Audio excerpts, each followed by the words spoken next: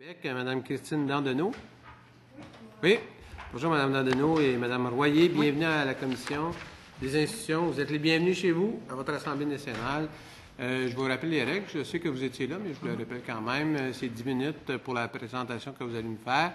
Puis il va y avoir des questions de part et d'autre. Il y a 25 minutes de chaque côté qui est alloué. Donc, sans plus tarder, à vous la parole, mesdames. Bonjour à tous les membres de la Commission. Alors, au nom du Parti marxiste-léniniste, je voudrais présenter brièvement l'essence du mémoire qu'on a déposé sur la demande de financer le processus et non les partis. Alors, le gouvernement prétend renforcer les institutions démocratiques en s'attaquant aux problèmes de corruption dans le financement des partis. Mais les mesures qu'il propose en augmentant le financement public des partis politiques ne vont pas régler le problème à la base de la crise du système politique, qui est que le peuple est marginalisé et n'a aucun contrôle sur les affaires qui le concernent. Augmenter le financement public des partis politiques ne contribuera pas à solidifier la démocratie. Au contraire, aux problèmes soulevés de corruption, on propose un mécanisme qui est, à notre avis, tout aussi corrompu. L'État finance actuellement à 60% les partis politiques et cela n'a pas résolu le problème de corruption. Pourquoi l'État veut-il financer davantage les partis politiques si seulement 2% de la population est membre des partis politiques? Si seulement 2% de la population est membre, pourquoi la conclusion est d'augmenter le financement public des partis? Pourquoi la logique n'est pas de dire que l'État doit financer 100% le processus qui va servir à 100% de la population? Les partis politiques défendent des intérêts privés, spéciaux, particuliers, mais ils mènent leur travail sur la scène politique. Pourtant, cela ne veut pas dire automatiquement qu'il faut les financer. À notre avis, c'est hypocrite d'agir ainsi. Beaucoup de gens sont choqués de voir que le gouvernement veut augmenter le financement public des partis, ce qui veut dire que leur argent, le Trésor public, va servir à financer des partis pour lesquels ils ne sont pas du tout d'accord et même qu'ils détestent à cause de leur programme parfois et de leur activité. En plus, c'est une atteinte à leur droit de conscience et leur droit d'association. Si quelqu'un veut joindre un parti politique plutôt qu'un autre, c'est leur affaire. Ils décident en toute conscience de le faire, c'est une affaire privée. Mais si l'État arrive par la suite et dit qu'il veut financer tous les partis et qu'en plus il veut savoir qui finance tel ou tel parti, alors ça ne fait pas de sens. Cela ne va pas du tout renforcer les institutions démocratiques. Cela va uniquement favoriser les partis. Et c'est très intéressant. Le système politique qui, par souci d'éviter la corruption du système électoral, a créé le suffrage secret pour éliminer la possibilité de coercition et l'achat de votes, crée maintenant une situation où n'importe qui pourra aller sur Internet pour savoir qui une personne soutient. Les partis politiques doivent se financer par leurs membres et leur activité, parce que ce sont des organisations privées. Si elles ont une raison d'être, alors ils vont pouvoir mener leur activité et se financer par leurs membres, mener leur travail, développer leur programme. Le financement d'un parti ou de toute autre organisation privée est la responsabilité des membres qui ont à cœur les intérêts de l'organisation qu'ils ont décidé de joindre. On parle beaucoup du fait que les élections coûtent beaucoup plus cher et donc que les partis ont besoin de plus d'argent. Pourquoi? Pourquoi les élections coûtent plus cher? Parce qu'elles deviennent de plus en plus une grosse machine électorale qui dépense énormément de sous pour poser des pancartes, faire la sollicitation téléphonique, les annonces, etc. Et qui coûte cher pour payer les agences aussi de marketing et de publicité maintenant que les partis sont appelés ou les partis sollicitent. Alors pourquoi l'État financerait ces campagnes? C'est choquant et les gens sont dégoûtés par ce genre de campagne qui coûte des millions, qui écarte toute discussion sur leurs problèmes, qui maintient les gens hors de la discussion et les réduisent à un rôle de masse votante qu'on courtise pour un vote. À notre avis, l'État ne doit en aucune circonstance financer des intérêts privés. Il doit financer uniquement des projets publics. Une élection a une fonction officielle et est un projet public. Les lois électorales doivent être réformées pour renforcer ce projet public. Les fonds de l'État devraient être utilisés pour financer le processus électoral, de sorte que les électeurs puissent poser un geste informé. Les fonds publics devraient servir à créer ainsi l'égalité des chances, à diffuser l'information sur tous les candidats, leurs programmes et à faire respecter les droits de tous. Toute réforme qui veut contribuer au renouveau politique doit aller dans le sens d'investir le peuple du pouvoir souverain et s'adresser à ce problème-là aujourd'hui. Merci. Merci, Mme Dandonneau. Monsieur le ministre. Oui, Mme Dandonneau, dans votre mémoire, vous parlez de la question que je pense très importante du secret du suffrage versus le dévoilement des dons. Et on a un débat ici où certains préconisent qu'on diminue le montant pour le dévoilement des noms, alors que vous allez dans la direction contraire et que vous dites que le fait de dévoiler le suffrage, parce que c'est l'équivalent de dévoiler le suffrage, de donner la liste des donateurs, là c'est 200 $ et plus, mais si on descendait ça à 100 $, c'est l'équivalent de dévoiler pour qui les gens vont voter. Vous semblez dire que vous autres, ça peut avoir un impact très négatif pour un parti comme le vôtre. J'aimerais que vous élaboriez un petit peu là-dessus. Bien, en fait, c'est pour n'importe quel parti. Le point principal auquel le mémoire s'adresse, c'est que c'est les membres eux-mêmes qui doivent financer l'organisation avec laquelle ils sont associés. Et compte tenu que c'est une organisation privée, un parti politique, à ce moment-là, comme n'importe quelle autre organisation, les membres qui y joignent ne souhaitent pas nécessairement avoir leur nom associé sur la place publique. Le point central n'est pas la question d'à partir de quel montant est-ce qu'on devrait le dévoiler ou pas. C'est qu'à notre avis, aucun montant devrait être dévoilé puisque ça appartenait à une organisation qu'on porte des responsabilités, dont les contributions, et c'est les membres qui s'y engagent et ça ne doit pas être connu publiquement. L'autre élément aussi, je pense, qui est très important, c'est toute la question du droit de conscience et du droit d'association. Que ce soit dans n'importe quelle organisation privée que quelqu'un veut joindre, ça devient une question personnelle, une question privée de décider que je veux joindre cette organisation et je ne veux pas nécessairement que ça soit connu par Pierre Jean-Jacques. C'est ma décision, je veux joindre cette organisation avec les droits et les devoirs que ça implique. Et donc, ça ne devrait pas être quelque chose de public, c'est quelque chose qui appartient au parti politique, comme une autre organisation qu'on voudrait joindre. D'accord. Dans la question de l'organisation des élections, vous dites quand même que l'État devrait mettre à la disposition des partis de façon égale des moyens de diffuser leur programme, que ce soit par exemple des périodes à la télévision, j'imagine, ou la divulgation sur Internet qui pourrait être faite par le DGE. C'est un peu un financement public, là, mais qui serait fait directement par l'État. Est-ce que je comprends bien quand vous dites ça? La question de financer le processus, effectivement, c'est la question...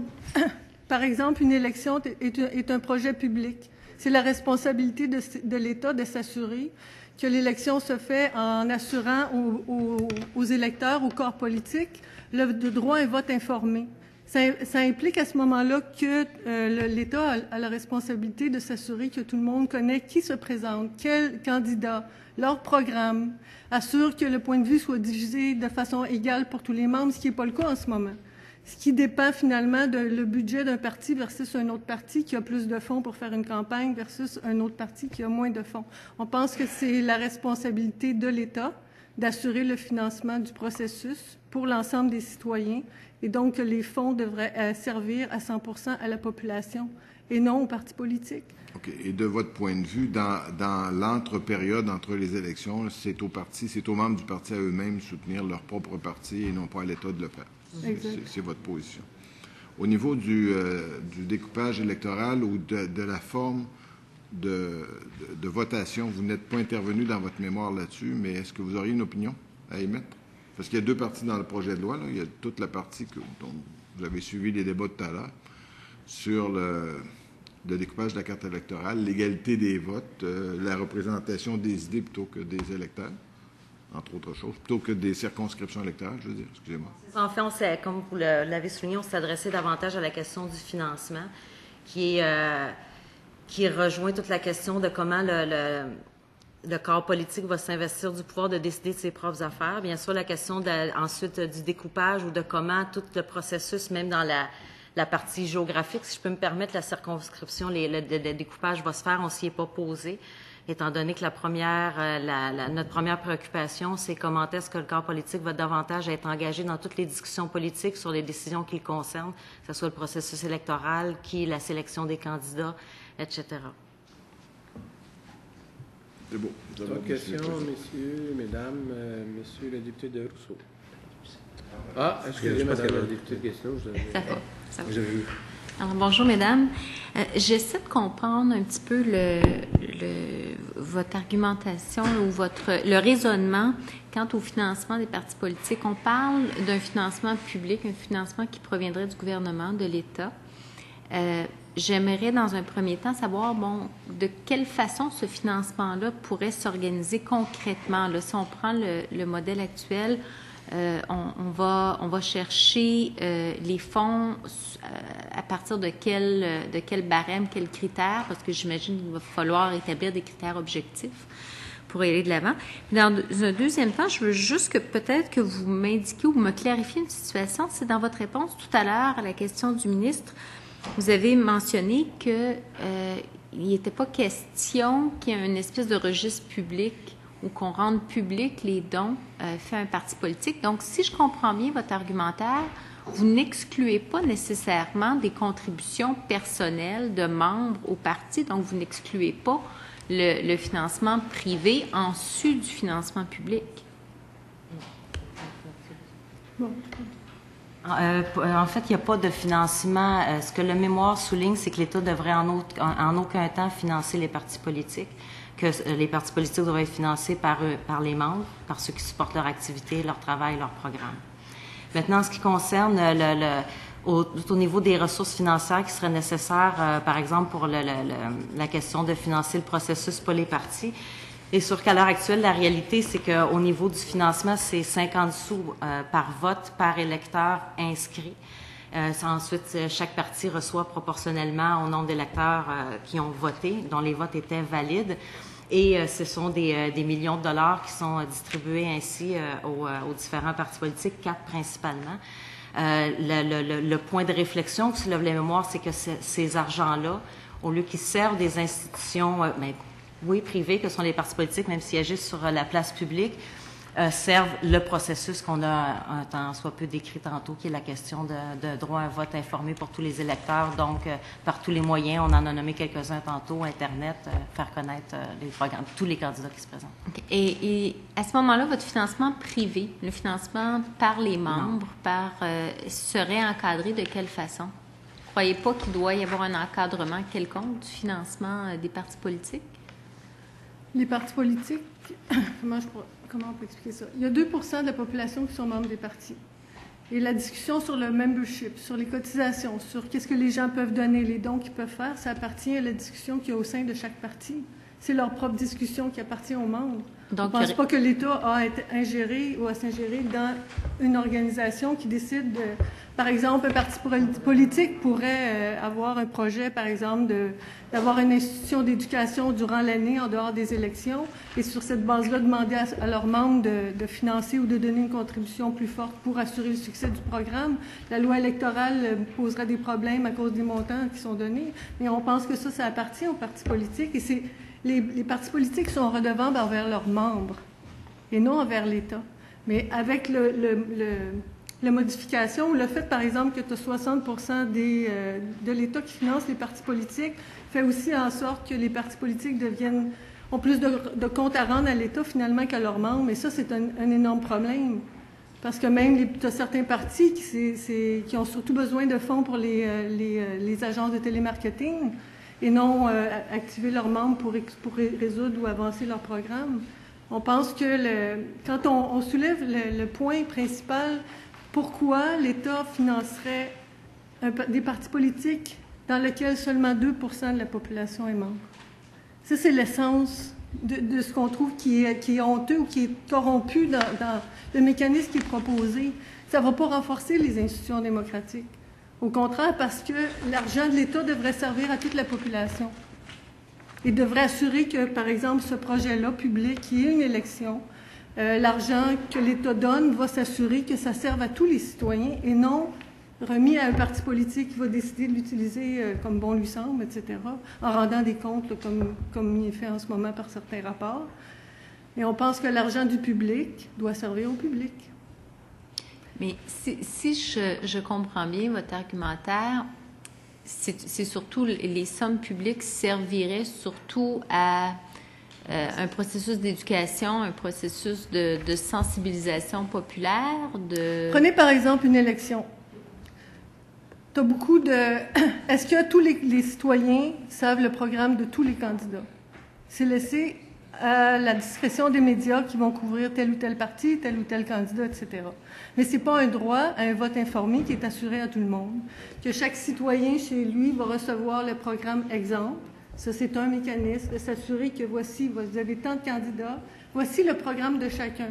Et non une interprétation qui est faite par X, Y, Z, comme arrive parfois, que ce que tu as dit, c'est complètement le contraire de ce qui est publié. En tout cas, je donne des exemples. Je pense que ça colle une certaine réalité.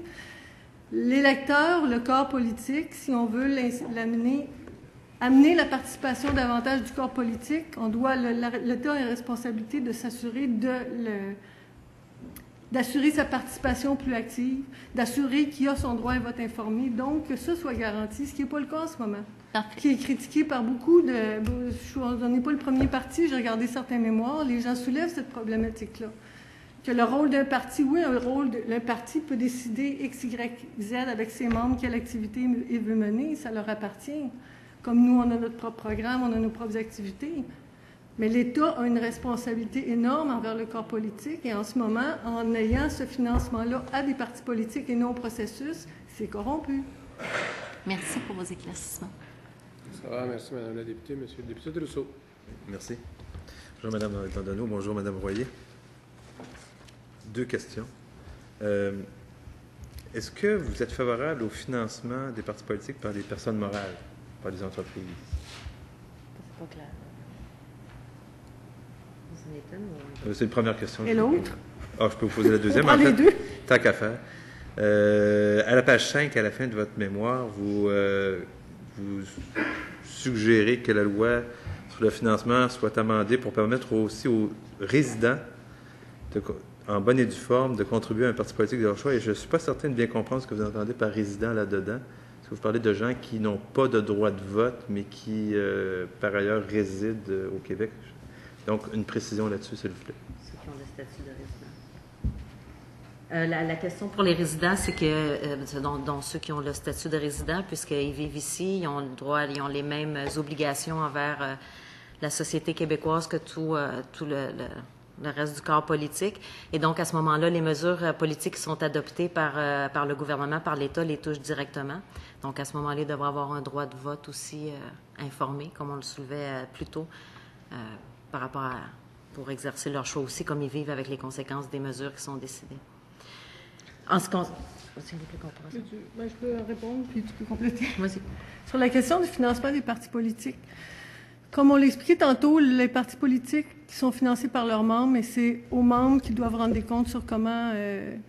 si un parti... Comment je pourrais dire? Vous dites, est-ce que vous êtes d'accord ou pas que les personnes morales financent un parti politique? J'ai pas à répondre de pour ou contre, dans le sens que chaque parti a responsabilité envers leurs membres. C'est les membres qui doivent s'emparer de cette discussion-là et décider sur ces questions-là. Je pense pas... c'est des questions qui concernent le membership d'un parti. Nous, ce qu'on dit, qui est qu'on doit s'assurer que le financement de l'État, que l'État finance le public et non des partis politiques. Et que et dans ce sens-là, on n'est pas d'accord non plus, comme on disait, que soit publié le nom des donataires, dans le sens que ça porte atteinte à ton droit d'association, à ton droit de conscience comme citoyen. Ça met le nom public de n'importe qui sur Internet. Et je pense qu'il y a des gens qui ne sont pas intéressés à ce que, pour X raisons, pour des raisons personnelles, pour des raisons d'implication, de position. Il y a des exemples qui pourraient être donnés, mais on pense que ça concerne les partis politiques. Donc, ça répond à votre question? Oui, je pense que ce que je comprends, c'est que vous n'êtes pas favorable à l'interdiction actuelle de la loi. La loi actuellement interdit aux personnes morales de financer. Vous trouvez que ce n'est pas une bonne idée, dans le fond, c'est ce que vous nous dites. Vous trouvez que ça devrait être, ça relève des partis politiques de décider de ce qu'ils font. OK. Merci. Je comprends mieux votre position. Oui, monsieur le député de Beaucenard. Oui, merci, M. le Président. Alors, vous parlez beaucoup qu'il y a 2 % des membres qui sont membres de partis politiques. Mais le financement, je croirais, moi, qu'à 90 % ne vient même pas des membres. C'est un problème. C'est un problème, puisqu'effectivement, c'est environ à 60 que les partis politiques sont financés par l'État, selon des... Si on parle au niveau de remboursement des droits de vote, là, selon le nombre de votes obtenus, les dépenses électorales, etc. Vous parlez des votes. Être membre d'un parti, c'est d'acheter une carte de membre. C'est ça, c'est ça. Okay. Dites-vous qu'il y a plusieurs personnes qui financent les partis politiques et ne sont membres d'aucun parti politique. L'argent ne vient pas nécessairement des membres. Elle vient beaucoup quand il y a une activité politique, comme c'est le cas présentement qu'on parle de tout ce qui se passe à Montréal avec l'industrie de la construction. Il y a beaucoup d'argent qui vient aux partis politiques, mais qui ne viennent pas des membres. Qui soient financés par les activités, que les membres, les activités qu'un parti mène. Quand on fait une activité politique, c'est pas nécessairement les membres qui viennent, on invite le public, tout le monde. Ceux qui veulent se joindre à l'activité. Alors, le financement ne vient pas nécessairement juste des membres. Il vient souvent d'en dehors. Même, je vous dirais qu'il vient plus que 80% des non-membres qui ne veulent pas voir... écoutez, on peut prendre n'importe quel cas, on peut prendre mon cas. Je ne tiens pas nécessairement, avant d'être dans la politique, à être membre d'un parti politique. Je voulais être libre. Alors, plusieurs citoyens pensent la même chose que moi. Alors, il ne faut pas attribuer seulement quand vous dites qu'il y a 2% qui sont membres d'un parti politique, alors ils devraient s'organiser avec leur parti. Le financement ne vient pas nécessairement des membres. C'est un financement, on dit public, là, mais qui vient de plusieurs citoyens. Mais remarquez que votre approche là, concernant je dirais, pour faire connaître les partis politiques, que ce soit financé par le public. J'aime bien ça, ce petit bout-là. Nous autres aussi. Ça rendrait équitable tout le monde. La question du droit à vote informé, comment on aborde le problème du corps politique, comment on respecte le corps politique. Oui, parce que plusieurs partis politiques ont des très bonnes idées, ils n'ont pas les moyens de les faire connaître sur la place publique.